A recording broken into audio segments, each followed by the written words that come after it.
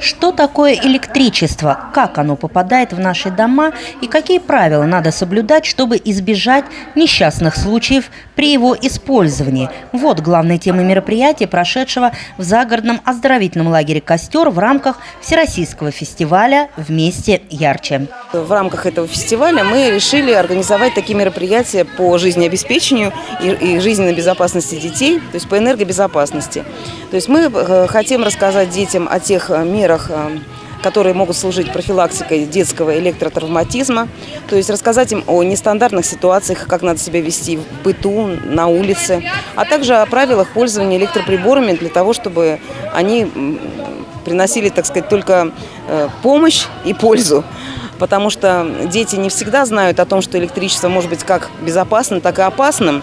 Чтобы усвоить жизненно важные правила безопасного обращения с электричеством, Тамбовская сетевая компания совместно с администрацией города предложила ребятам необычную игру. Это не лекция, это у нас разговор о серьезном, который проходит в игровой форме.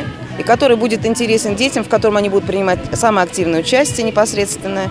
И поэтому надеемся, что они какие-то правила для себя запомнят и извлекут какие-то определенные уроки от этого. Девчонки и мальчишки узнали немало интересного. Блеснули ребята отличной смекалкой и знаниями. Безошибочно отвечали на вопросы и разгадывали загадки. Где меня, ребята, нет, не зажжется в доме свет. Что это? Электрический ток, правильно. Поэтому сегодня мы с вами будем говорить об электричестве. Немножечко поговорим о том, как оно попадает в наши дома, в чем его польза. Даша Исаева признается, благодаря сегодняшнему мероприятию она усвоила главные правила, которые помогут ей избежать несчастных случаев. Я никогда не выключала электрические приборы из сети, а оказывается, их нужно было выключать. При помощи этих мероприятий мы узнаем очень-очень много нового и узнаем, как избежать очень опасных последствий.